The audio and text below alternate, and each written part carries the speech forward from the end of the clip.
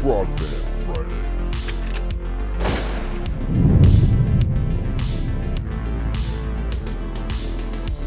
Yeah, boy. What's up? It's that time again. Welcome to the Frogman Friday Show. Presented by Transcend, the best peptide and hormone therapy. They put your health first so you can live more and worry less.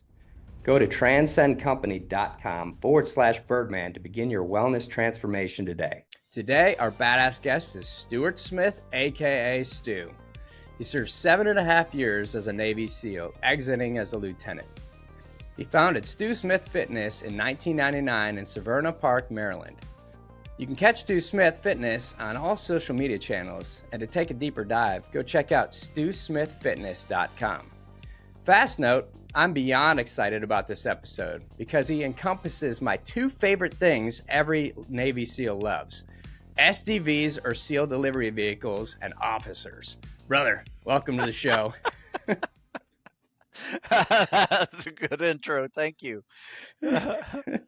Absolutely. For those who don't know the SEAL community, the enlisted give a ton of crap to the officers, and then the SDVs work the hardest underwater, and they do more diving than anybody. And even though all Navy SEALs want to do the water work, that's a lot of water work, and so we try not hesitate and stay away from it. Only the real deal dudes go to the SDV teams. So, Well, I will tell you this. I have new standards for diving now that I've been out for 20 plus years. And that is, it has to be daylight. It has to be warm enough to where I don't need a wetsuit. And it has to be like 100-foot visibility. I got 3 standards. That's a good set. I like that. That's awesome. Well, I like to dig in right out of the gate with a question that gets us to where you are currently. You know, obviously, we know that you're former Navy SEAL.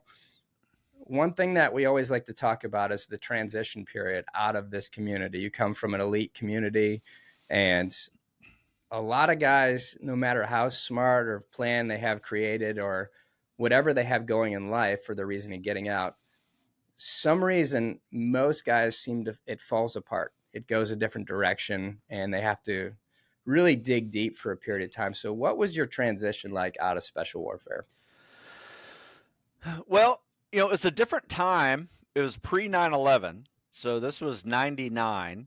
And there was a mass exodus of people getting out in the late 90s. I don't know if you remember this or heard about this, but they were actually paying people early retirements. You could be an 03 with 7-8 years in, and they'll say, well, here's 25 grand. Let's see you out of the Navy. Right. Wow. And yeah. I mean, they were giving everybody, you could retire 15 years if you wanted to. I mean, it was almost like, look, we're trying to just downsize the military right now. So I didn't see much of a future in it at the time. Plus, I'd been married a few years. I've been gone, you know, a lot of that, and just had our first kid. And it was, you know, it was one of those kind of easy decisions, Sure. you know, to be honest with you. Though I did spend the last year while I was I went back to the Naval Academy and worked as their pre-buds instructor. Okay. Which was a lot of fun. Had a great time. You know, and it was one of those things like, well, if I miss the teams, I'll go back. And it was one of those, I didn't really miss the teams. I enjoyed being a coach. I enjoyed being a mentor, you know, helping people prepare for various jobs in the military. But also the other side of that equation too, because there were people there that were just unable to pass fitness tests to stay at the Naval Academy, right? They couldn't pass the swim test or they're going to get kicked out, or they couldn't pass the PFT or they're going to get kicked out. So there was, you know, there were both ends of that spectrum, and I really enjoyed it. And, you know, to be honest, probably the biggest thing that kind of paved a path for me was my wife is Catholic, and I became Catholic that year. And it just so happened there's this priest that wanted to serve as a chaplain. And he was 52 years old, 80 pounds overweight, and he wanted to join the Navy. And so I took him on as like, all right, you'll help me become Catholic. I'll help you become a chaplain. That's And pretty I was like this little barter deal. And 9 months later, he's 80 pounds lighter. He's not only meeting the minimum standards, he's crushing it. And he wound up serving another 15 years in the Navy, working mostly with Marines. And I think that being a part of that transition, that was kind of linked with both faith. I felt like somebody was pushing me towards this journey, and it just seemed like the right thing to do. Now, how do you monetize that and make it a living? There was some tests and evaluations that went through that, first few years, and it wasn't easy, but we made it work and found some really good clients that really kind of took me under their wing, not only as I was their coach and trainer, but they were my business mentor. So that helped a lot. I think you have to be open to mentorship. I think that's the biggest thing whenever you're getting ready to leave, is you just have to have some external awareness of where I can find some mentorship. And sometimes it just falls into your lap because that's the way it works. Sometimes you have to go seek it out. And I did a little bit of both, and I started creating a business where, I was working from home, my kids were growing up, and, I always tell people that when you work from home, it's good and bad. You never leave work. That's probably the bad thing about it. But you can adjust your schedule. And when my sons would say, "Hey, Dad, you want to play catch?" I'm like, "Yes." And I'd leave the computer and go play catch for a little bit.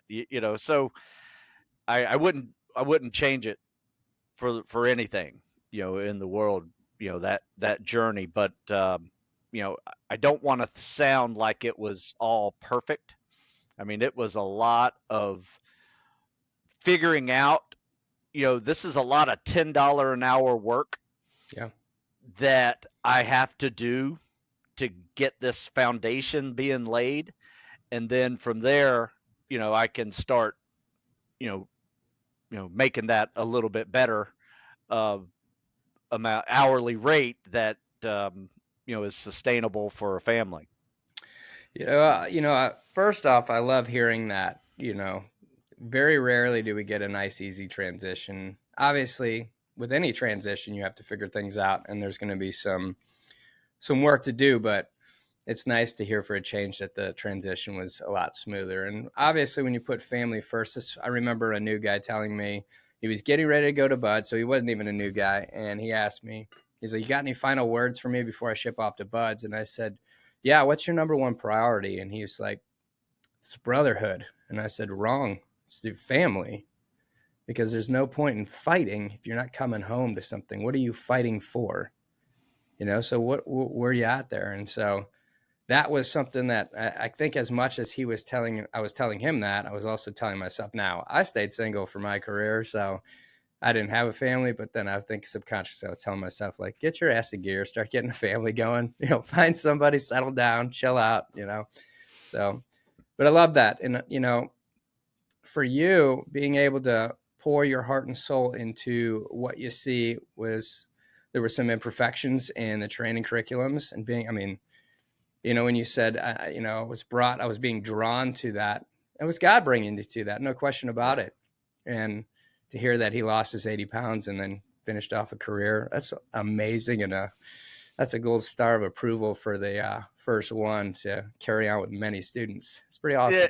It is. It's a lot of fun. And he's back in Annapolis now, and he's a priest at St. Mary's right down the street. And I get to see him, I see him preach every now and then I'll go, have lunch with him. And it's just always nice to, keep in touch. Yeah. It was a big part of my journey, for sure. I'll bet.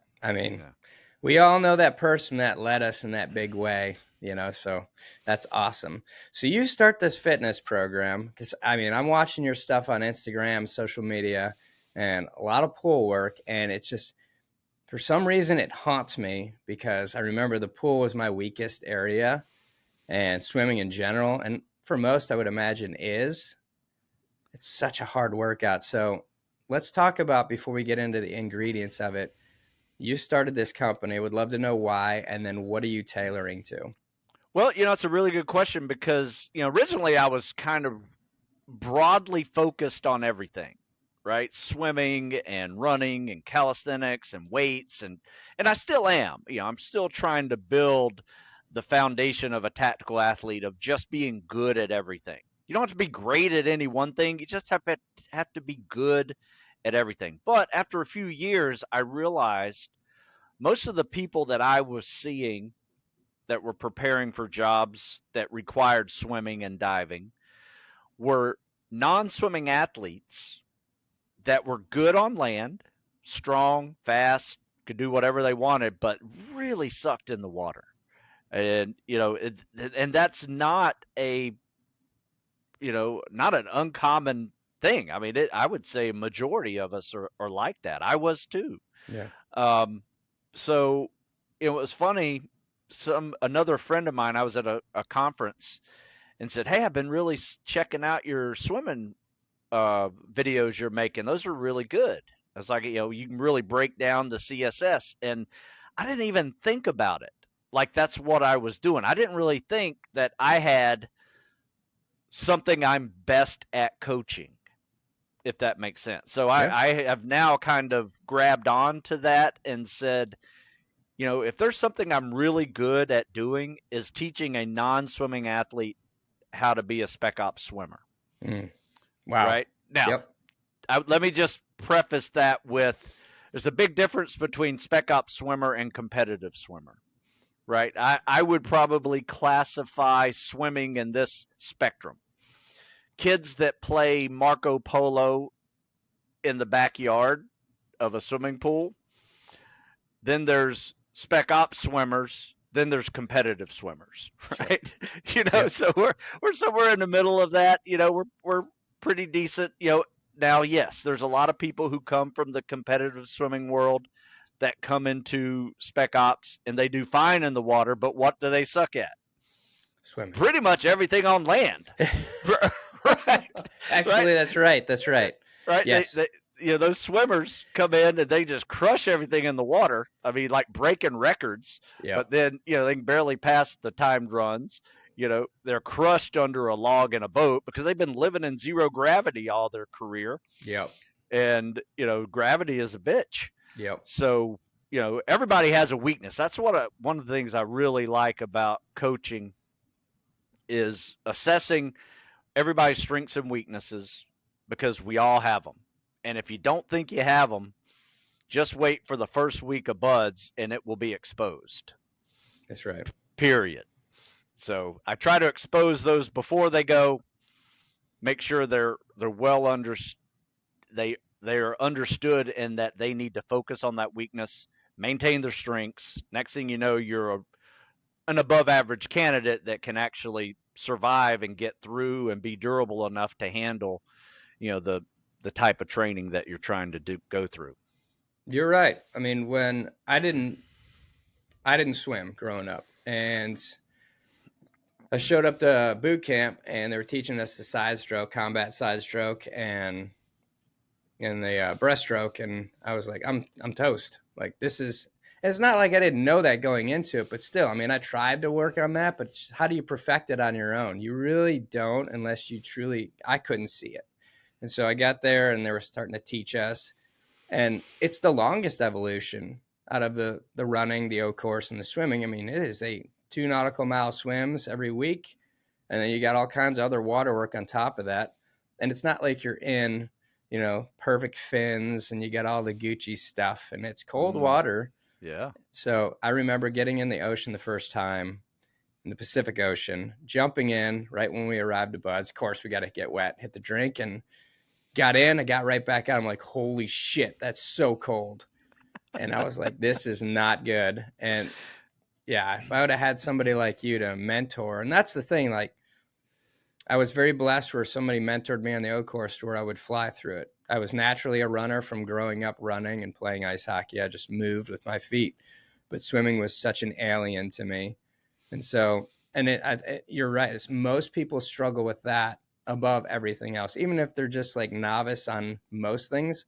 Swimming is the hardest evolution that Navy SEALs perform, no question about it. It is a hard workout. Pretty sweet. I would agree. And you know what another one is? Treading. Ugh. Treading sucks. Yeah. It is vertical swimming. And, if you don't prepare for it, I mean, there's a conditioning factor that goes with just treading for 5 minutes, right? And what do most people do? They're like, oh, treading, that's easy. Right. Yeah, and I can tread, no problem. And then they wonder, why they feel like they're drowning in a minute of treading. Especially, guys that go to buds are pretty lean, pretty fit. They're not floating in the water. You're actually having to work to stay up. Oh, yeah. And something I've discovered recently, because I was coaching some guys that failed a tread test, and I realized that they understood what treading was, but their joints, their knees, hips, and ankles were so tight that they weren't able to produce enough downward force with their kicks that kept them up. Wow. So then we started adding a lot of mobility work and flexibility work with treading practice. So we'd tread for 5 minutes. We'd come back out and stretch on the pool deck with some mats, and then we get back in. Stretch, tread, stretch, tread. Next thing you know, a few weeks later, everybody's a little bit more mobile, creating better forces with their treading. So that has probably been one of my bigger coaching aha moments, is discovering it's a mobility issue, not necessarily, just you can't tread. Trying to figure out what that is. And I wouldn't have gotten to that if I didn't coach people. And I coach people all the time. And I have a free coaching program. All you have to do is tell me you are preparing to serve in some fashion, military, law enforcement, firefighter, whatever, and you can train with us for free. Now, that it sucks because it's 6 a.m. in the morning. We train outside. It's winter here. We got snow on the ground, and you better be ready. It adds a little suck factor to the training. In the heat of the summer and the freezing ass cold in the winter. It has a little grit to it. So it's a lot of fun programs that we do here. And I wouldn't have been able to do that if I wasn't coaching kids with problems. Well, two things that you had mentioned right off the get. So I'm a huge believer in this because you have to see it to believe it. When you become an instructor is when you really start honing in your skill set of that particular topic. When I was teaching assaults, I really became a better assaulter because you're walking through it in your mind, not just activating it physically, but you consistently, it's that repetition thing. And then two, this one was quite funny. So I remember being at boot camp and there was like a Navy SEAL, like a real deal Navy SEAL who was walking next to us. He was going wherever he was going. And it said UDT SEAL on his shirt, and everybody, I was like, whoa. And of course, I was in a division like you where it wasn't a SEAL division. There was two of us going to buds out of the whole division of however many people. And I remember one of these kids going, that dude is walking in the dead of winter in Chicago in a shirt and shorts. That dude is a psycho. And I was like, yeah, that's exactly who I want to be, where I want to be. So I hear it loud and clear. You got to get after it. But what a beautiful thing you have that we did not have. There was no real training program to actually get your mindset and to understand like, hey, you're not anywhere near where you need to be just to show up. And so we're getting a lot of failures because guys are just not pre-qualified. And right. To be able to have this understanding and then on top of that, learn true technique, whether you're running, you're swimming, that's huge. Tactical fitness, that's huge stuff. And I tell all these kids, because of course parents call me all the time. They're like, hey, my son wants to become a SEAL or a Green Beret. And I said, well, if it's anything but a SEAL, I'm going to get you in touch with those groups because I wasn't that. and I want to Right. make sure that you're getting the right word. But for SEALs, first, let me steer you out of being an officer, number one, and then two, we can talk. I'm just kidding. No, But no, I get it. The EO job is a great debate to have. Oh, yeah. I mean, it is, everybody has it, and I think, it's a legitimate discussion. I'm going to be very Yeah. honest with you. The reason that I poke at the O's is because if I became an O, I'd be fired the first day I was an O. So we get a lot more leeway as an E-dog. So I'll utilize it. That is fair. So let's talk about your fitness program. Exactly, like walk us through exactly what you're trying to do. Who are your specific candidates? You work with everybody. Just walk us through all of it. Yeah, when I turned 30, and I got out of the Navy at 30, and I'll be honest with you, man, I was kind of broken. I didn't really understand what training really was. I was running 30, 40 miles a week year round for multiple years. I was lifting, I was doing calisthenics, high reps, and always nursing some injury. Right. And by the time I turned 30, I had played contact sports throughout high school and college. Did time at Buds and the teams, and then by 30, injuries are starting to remind me they're there. Right? Hey, remember this back in high school? I'm still here. And it took me a little while to figure out I needed to readjust how I train, and so I started reading and became a member of the National Strength and Conditioning Association, where there's a CSCS certification, and let's learn about this thing called periodization, which is basically like a fitness budget, right? So how are you going to budget your training in a year's time? And so I went back to my very basic why I started fitness in the first place when I was 12, 13 years old. And I went back to the basics, over that winter, and I just lifted. Very basic, non-impact cardio, just lifted. And I just felt like I needed a break from running and things that were just hurting. I think I had a stress fracture. I had a knee tendonitis, a lower back injury, messed up my shoulder. Right. So I just had to rebuild all this stuff. Yeah. And so I went through that winter lift cycle, and then it was spring. I was like, oh, I think I can run now. Let me see how I feel. So I started nice, easy progression, and I kind of just bell curved through the year with my running versus flatlined it at 30, 40 miles a week. Yeah. Right. So I started like 10 miles a week and just gently, I peaked up to like 30, and then I went back down in the fall and the winter. And so I kind of created this thing I call seasonal tactical fitness periodization. In fact, got books on the topic. And it basically works like this. Like right now it's winter. We're in a winter lift cycle. So we are lifting, we are running less. We still run, mainly just to stay warm because we're outside in between sets. And we still swim, and we ruck as well. But not a whole lot. The mileage is pretty low. The weight's heavy. The reps are low. Now the spring comes around. We're going to shift that. Weight gets a little less. Reps get a little higher. Maybe like weight vest calisthenics type stuff as we transition out of that. And then we start ramping up the mileage. Very gentle progression, 10, 15% per week. Logical. Keep swimming, treading, doing all the pool skills year round, because that doesn't hurt you, and that needs the most technique training anyway.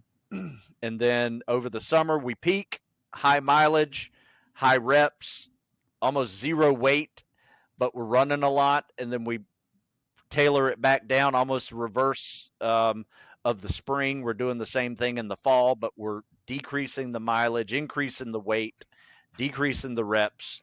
And then in the winter lift cycle again, we go through that. And I have been doing that now for 25 years. And it has been life-changing. Injuries are history. But the only injuries I've really had are just stupid roll my ankle on a hole type of thing. Sure.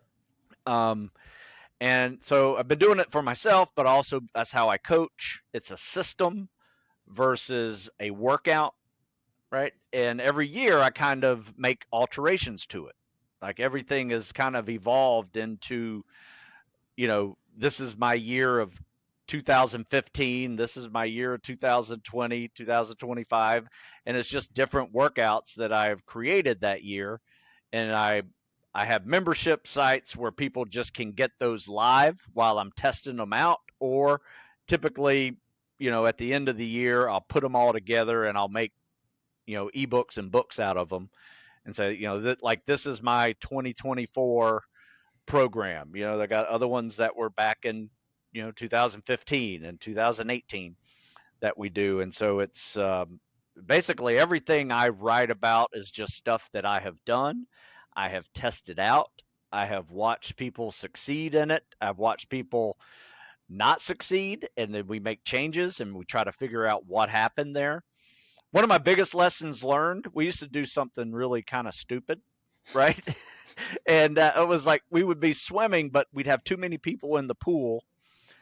They only gave us 2 lanes, so I'd have half the group PTing on the side and the other half swimming.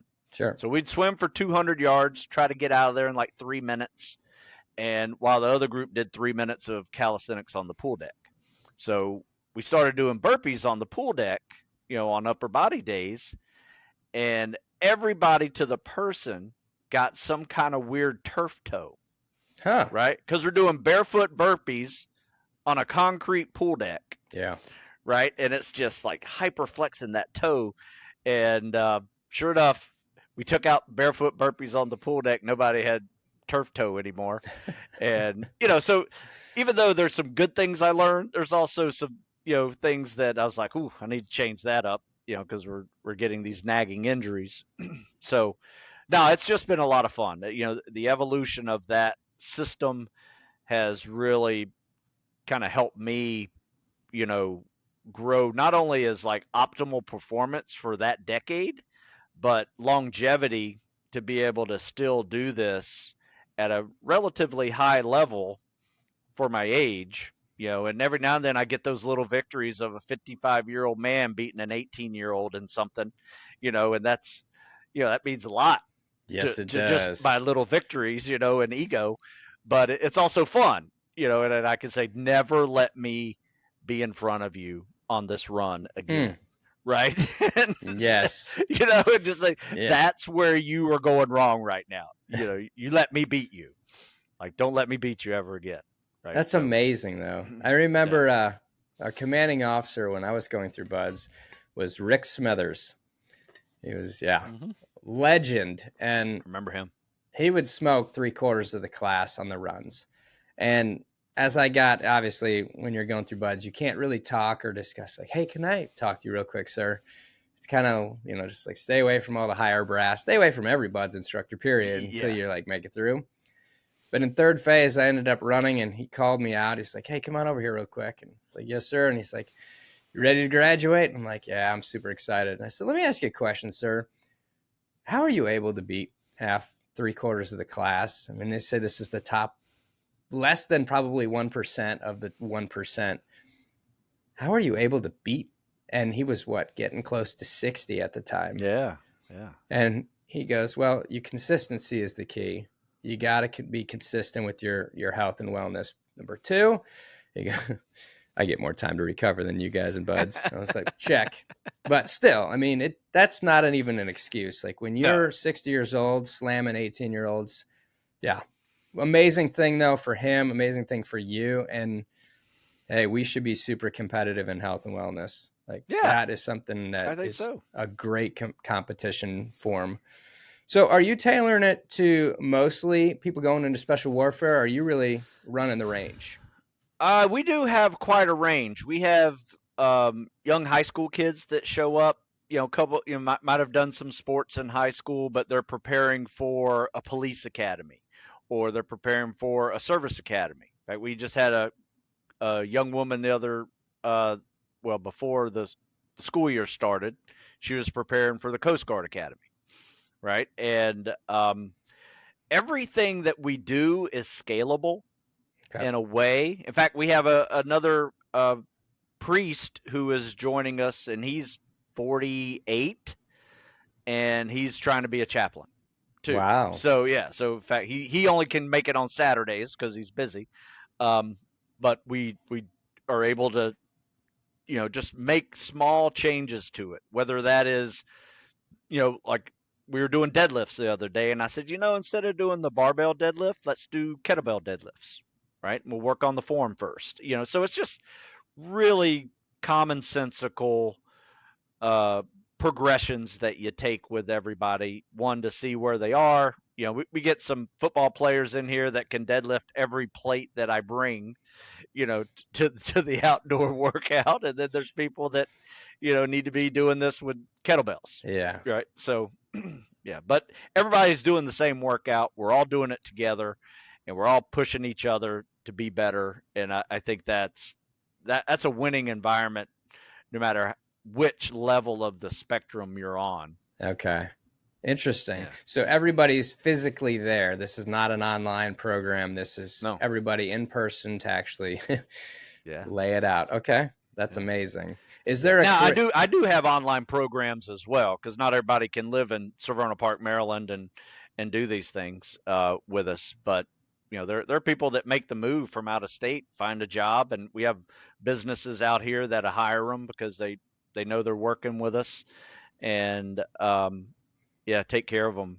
They find a place to live and train with us for a year, and then head out to whatever Wow. they're doing. So it shows to me a level of commitment that I was surprised to see, almost. That's a big level of commitment to, like, say, I'm going to move from California, move to Maryland. We had a kid that used to work at Tesla, an engineer kid, worked at Tesla and came here for a year and a half and trained, and now he's heading to Buds. He's got his and priorities in order. yeah, I mean, it's just a really neat thing to be a part of. And a lot of times people our age, we make fun of the younger generation. Of course. Like they're soft and weak. But you know what? I'll be honest with you. I've been doing this now for 25 years, and most of it was while everybody was at war. But there were always people showing up at 6 a.m. ready to go work out and serve, and they knew where they were going to serve. They knew exactly what they were going to do, what they wanted to do, and I will say that they just give me hope for the future. I'm not making fun of that millennial snowflake, right? I've never seen it. Yeah. You know what I mean? I've Yeah. never seen it either in my own kids or the kids that come train. I see people that truly give me hope for the future every day. That's that's awesome. I can imagine. I mean, I remember sitting with one of our, hero SEALs. He hates that word, but Tommy Norris, and we were actually sitting with the actor Rob Lowe, and Rob Lowe was like, I played a Navy SEAL in a movie once, and Tommy and I looked at each other like, oh, really? I didn't know. No big deal. So he's like, yeah, matter of fact, a guy came up to me today at this event banquet that we were at and said, the reason that he was a SEAL is because he saw the movie with Rob Lowe. And I looked right at Rob and I said, there's no way he said that to you. He's just blowing smoke up your ass, dude. Everybody knows that it was Charlie Sheen, dude. Okay. So but the funniest thing about it was Rob got serious after that. And he was like, who do you think's tougher out of the two of you? We got a Vietnam Navy SEAL, Medal of Honor recipient, and then we've got myself. And of course, both of us look at each other and say, oh, it's definitely him. When I would look at it and say, like, as far as grit, there's no question that our predecessors, they always would take the cake. Absolutely. Because they weren't just doing it hard. They were doing it without any regulations, and they were basically creating all of this. And nothing. Their nothing. Equipment was crap. And today we are more technically advanced, so we can be more efficient, move faster, be lighter, do cool things. But again, it goes, like I would never want to go through go to war against a Vietnam version of myself. It's just a different pedigree.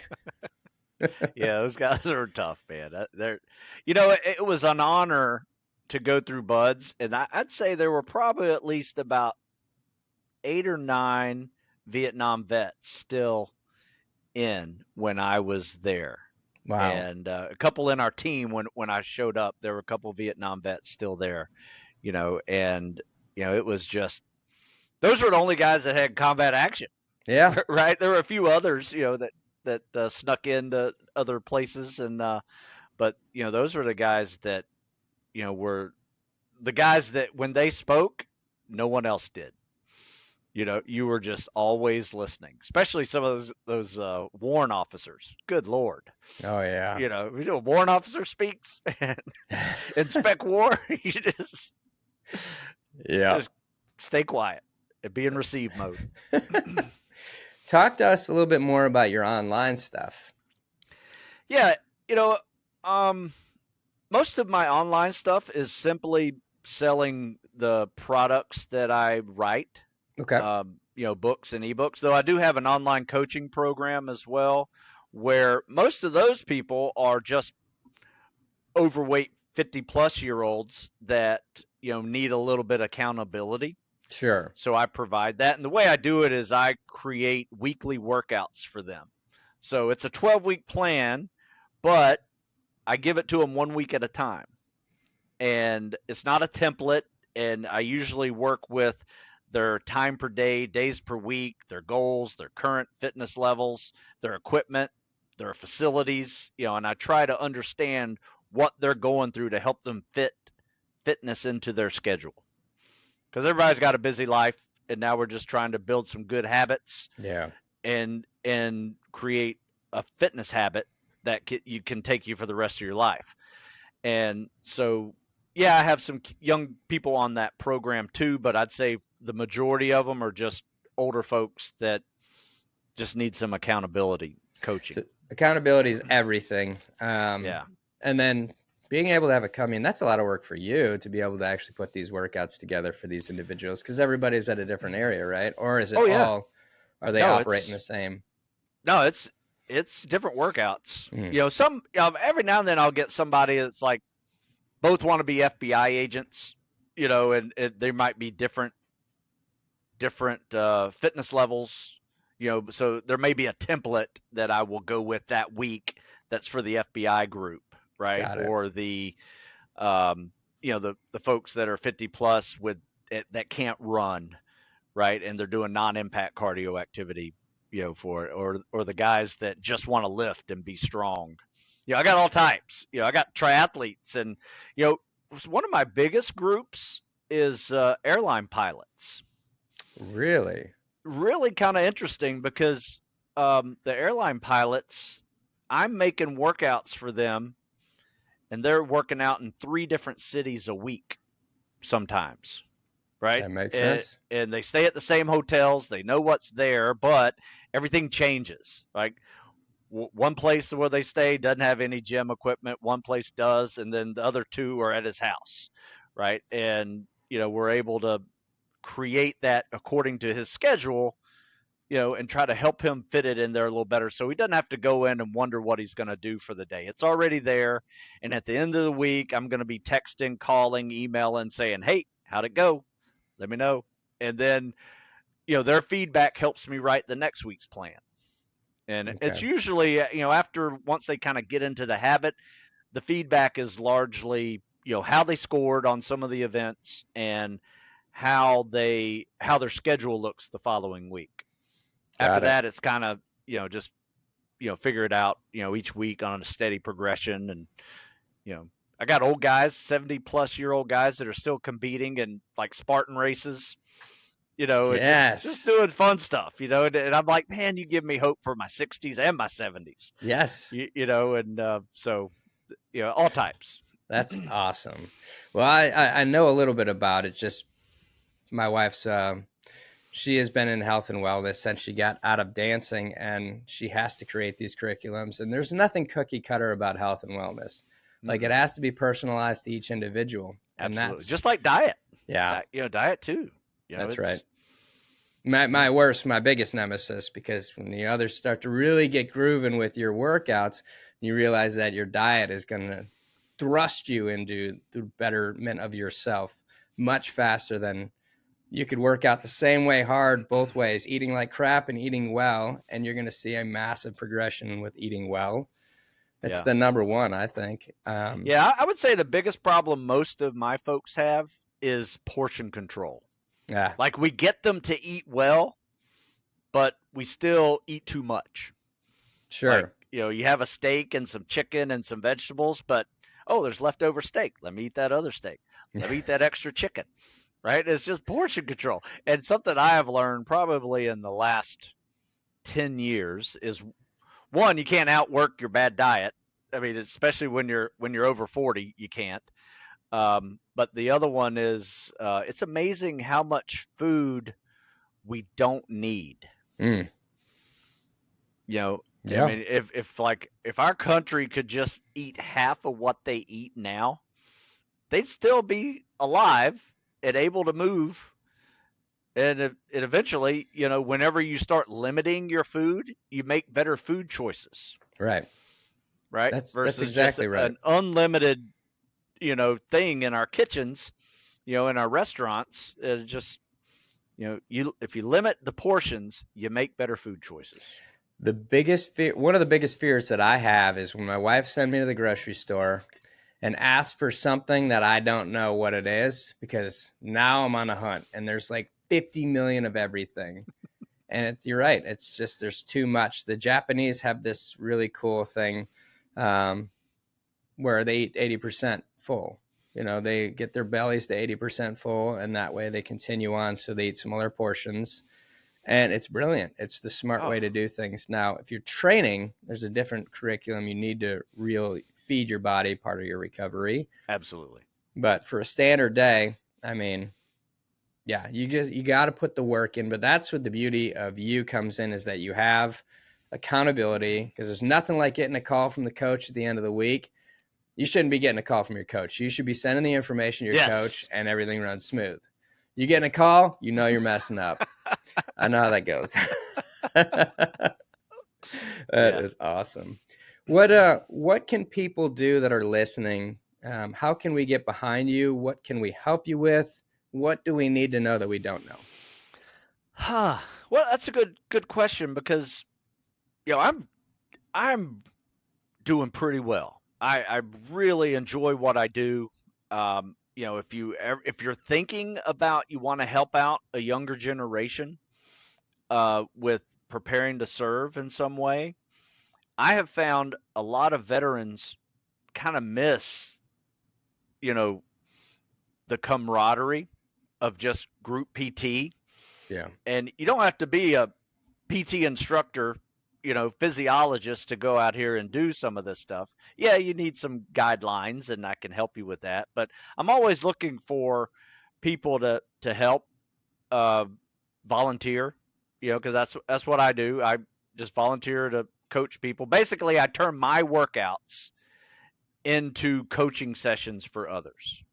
So I don't waste any of my time, so to speak, coaching extra hours in my day. These are just my workouts that I'm inviting people to come join. Okay. Right. That are serving. And the program I have is called Heroes of Tomorrow. So heroesoftomorrow.org is, you can see our schedule of training. We train 6 days a week, a couple hours each day.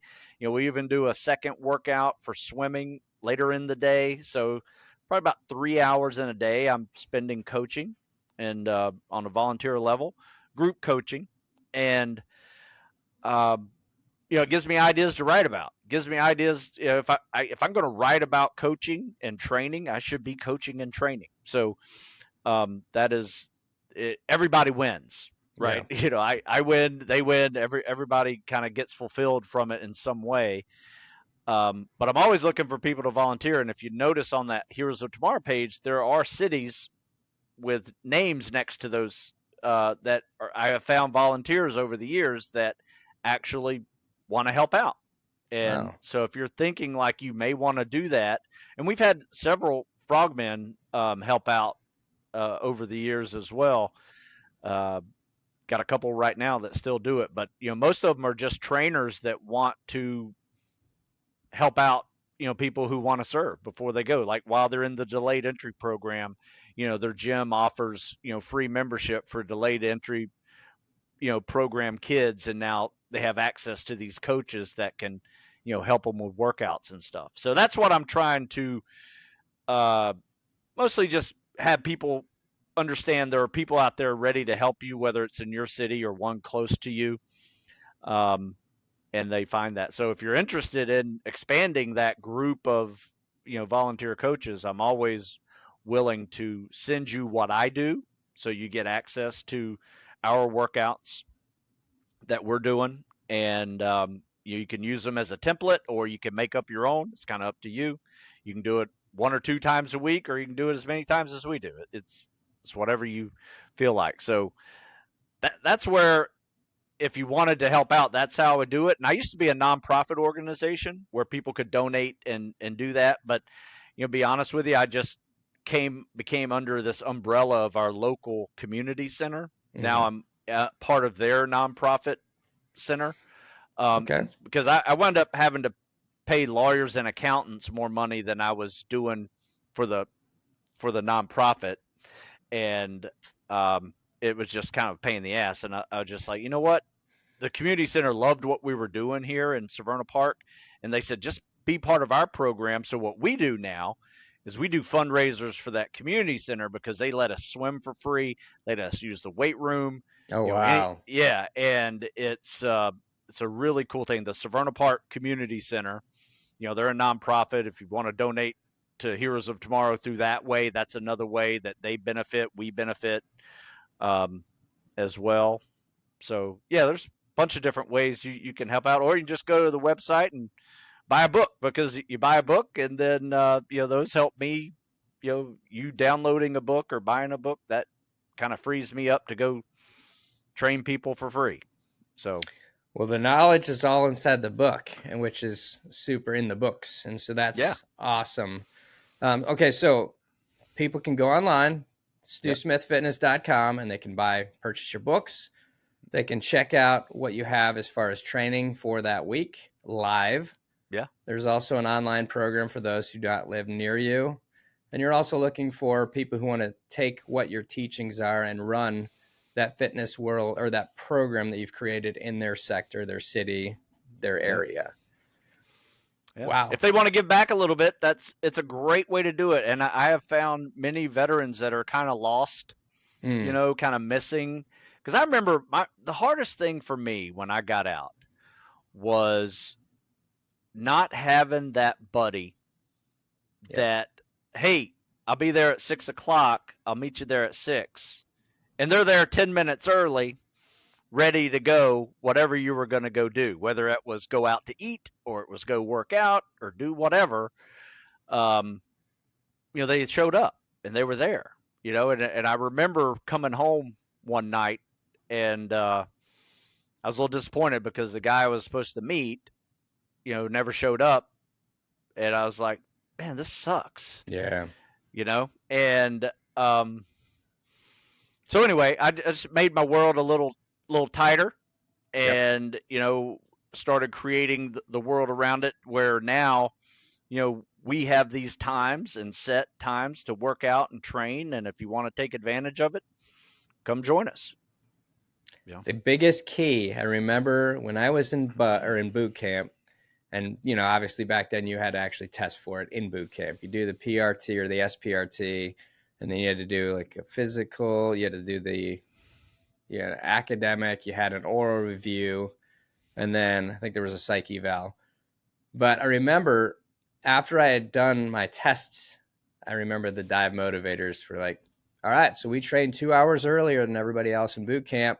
So it's there for you if you want it. There was no mandatory show up. It's here for you. That's hardcore. Yeah. And you're like, yeah. I mean, unfortunately, Navy boot camp it sends you backwards physically. Oh, absolutely. It's a taper. Yes. It's a taper. Nice choice of words. So you go and train, and you're like, man, I feel like I was learning stuff. And that's where I really learned to do my swimming, which I still sucked. But if I had not had that God knows what buds would have looked like for me. That's so a good point.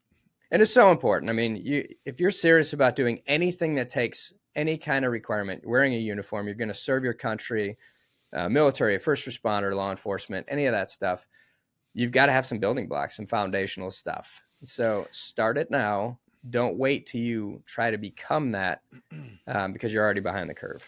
You know what? And the beauty of it, too, there's some intangibles that are very important.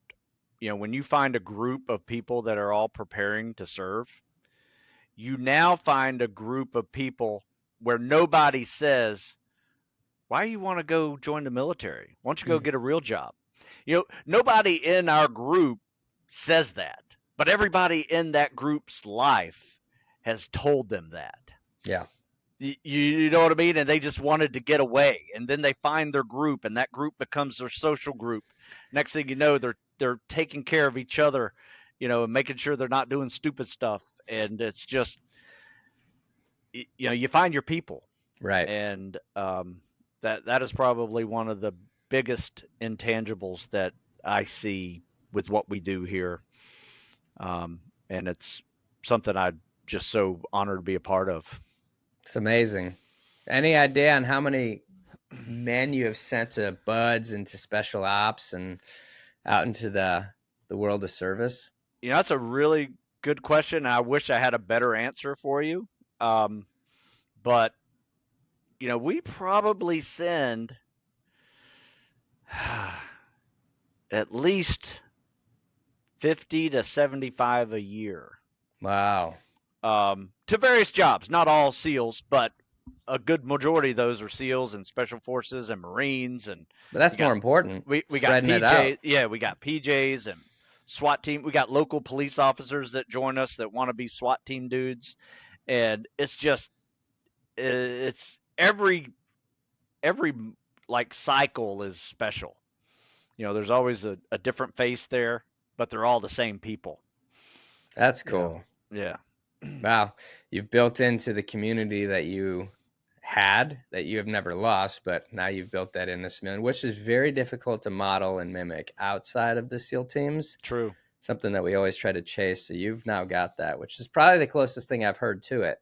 This is something that I say to guys getting out all the time, is that you could go through this stage of depression because you're not with the camaraderie and the brotherhood anymore, but you got to realize that you don't lose that.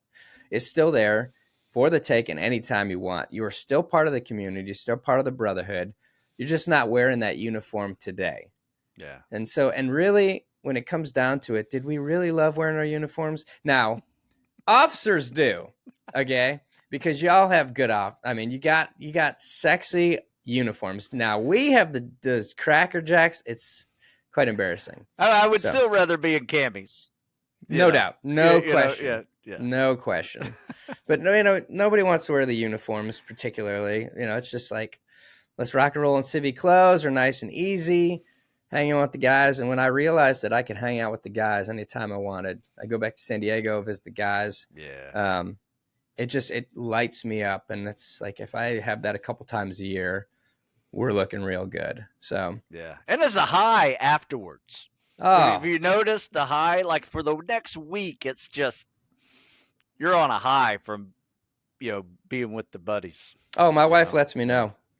Yeah. She lets me know. Yeah. She's like, yeah, you had some fun, didn't you? Well, no, she's like, you had some fun, did you? I was like, I did. She's like, well, here's your children. I was like, oh, okay. So I'm going to earn this one, huh? That's funny. Well, in closing this up, I wanted to flip the script back to, you know, something outside of what you're doing currently. Is we all have mentors, we all have heroes, and a lot of the things that drive all of us come from those people, whether they said something to us, they did something that changed our trajectory or our minds to it. Do you have a hero story or something that is unknown to the public that you can share on either what drives you or what makes you tick and fired up to still keep going? You know what? A little bit of mine. I have several. But I would say probably the genesis to it was, I remember when I found out I got accepted into the Naval Academy, right? I was like this high school, you know, crushing high school, 3 sports every year, just in clubs, vice president, this, president, that, team captain. And I remember one of the teachers who I'm not sure what it was, but she just made a comment of like, well, if we see you back here, we know you didn't make it. Right. And I just remember that as I kind of took it as like a kind of an insult, at first, but then I was thinking, well, maybe she's just trying to motivate me. Right. So I kind of gave her some slack there. But I will say I fell back on that a couple of times when things were going crappy.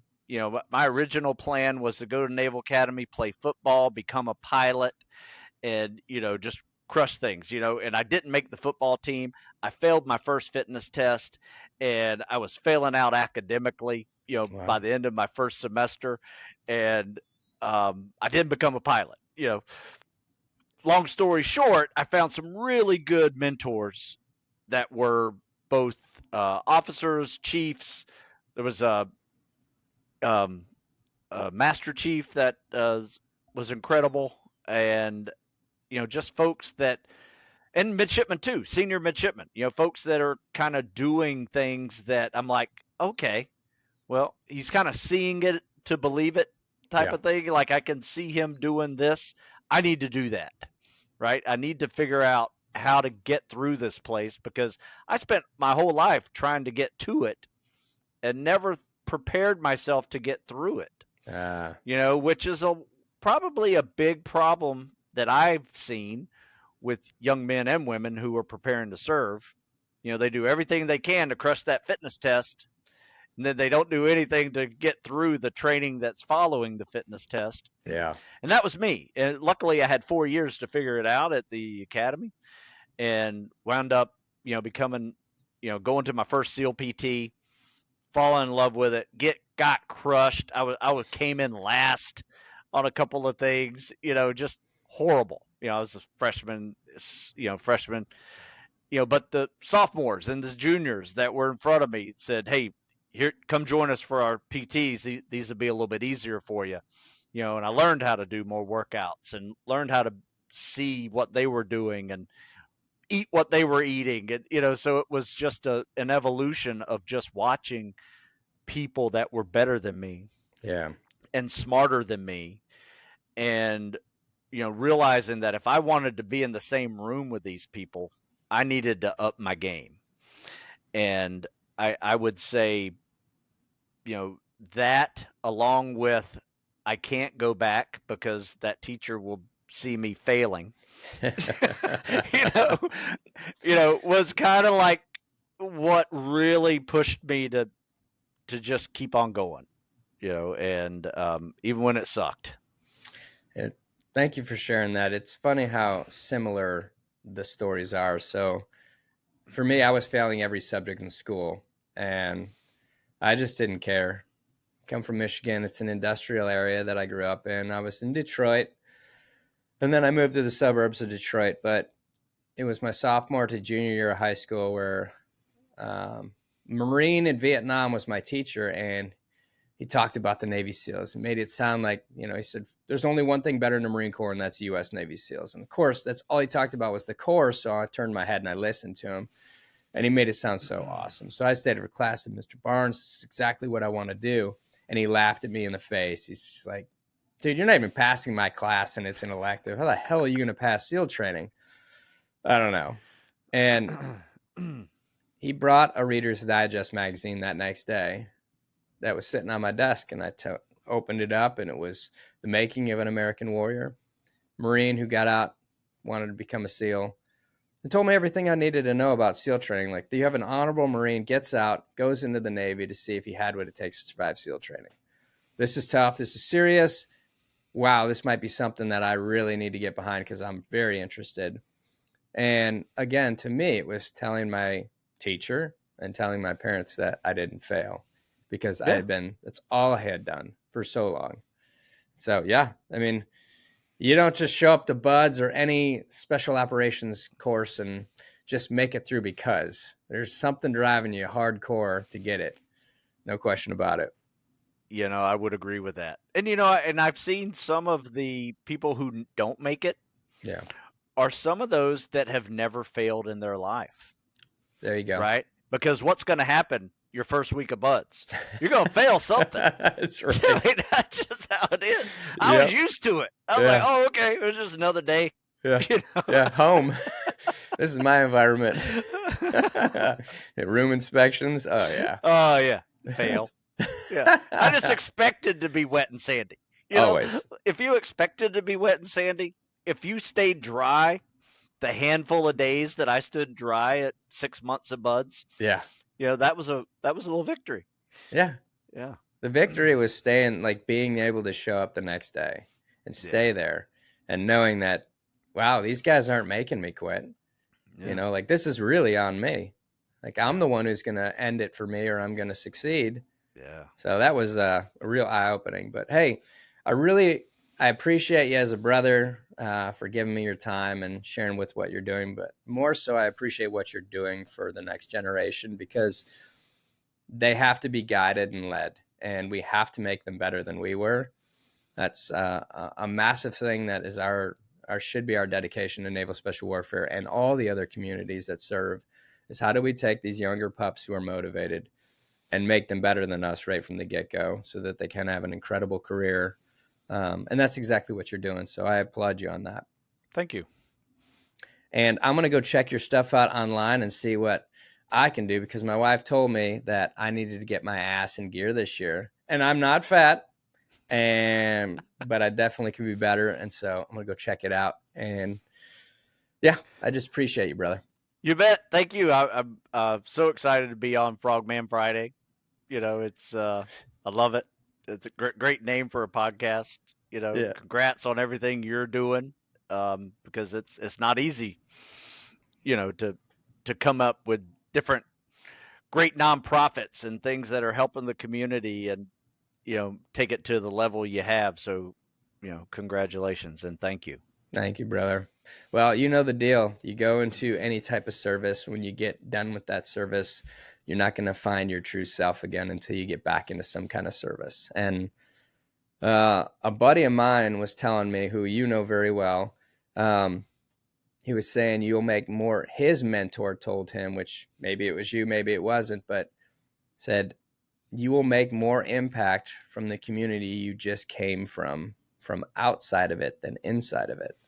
Damn. And I thought that was pretty powerful because that's the truth. Is me being a petty officer first class and trying to change policy and all this stuff in the SEAL teams ain't happening. But now the SEAL teams were calling us to help them with, specific needs for patients when they got injured, or being able to talk with them high level about like, hey, there's this big stigma around books and movies and all this stuff. And I get it. There is a degree of tact that you have to use when doing something like that. Sure. And obviously send it to get approved. But I said, who are the best recruiters out there? It's us. And when I was getting ready to go into BUDS, the recruiting stuff on the wall was from Vietnam. Right. And I didn't do a day of that stuff. Yes, we went through BUDS, but I wasn't operating as a Vietnam Marine, Navy SEAL. And so I'm like, what is currency and who's telling me it? I'm talking to a Navy recruiter who's 400 pounds, who can't even fit in his uniform. And he's telling me the odds are against me. And I'm looking like, wow, like if anybody's going to tell me that, it shouldn't be you. But I said, we are the best recruiters for our community and for those other communities in special warfare. So we should be telling our stories. We should be out there publicly telling what it is and giving some currency to today. I agree. Because there's not just the sexy stuff, but the heartache too. And it all comes together. And when you can really be educated on all parts of the fruit, then you can make a real good decision. You can say, okay, this is definitely for me, and then go head over heels for it. So anyway, thanks for sharing, brother. And whenever you're ready, let's jump on your show because I want to hear it. And it's always way more fun to be a guest than to host. I would agree. You and I know the same. So, yeah. Well, you have a blessed day, my brother. And one last thing, because this will be marked in time forever. Congratulations to you on your daughter. Just got married at Annapolis, and big day. Huge. It was fun. Yeah, I would say it was it was one of the best days of my life. You know, No say that. question Yeah, there. it was awesome. Yeah. Yeah. Super stoked for you, brother. Thank you. You be well. You We'll too. catch up soon, all right? Frogman Friday. Long live the brotherhood. Yeah, boy.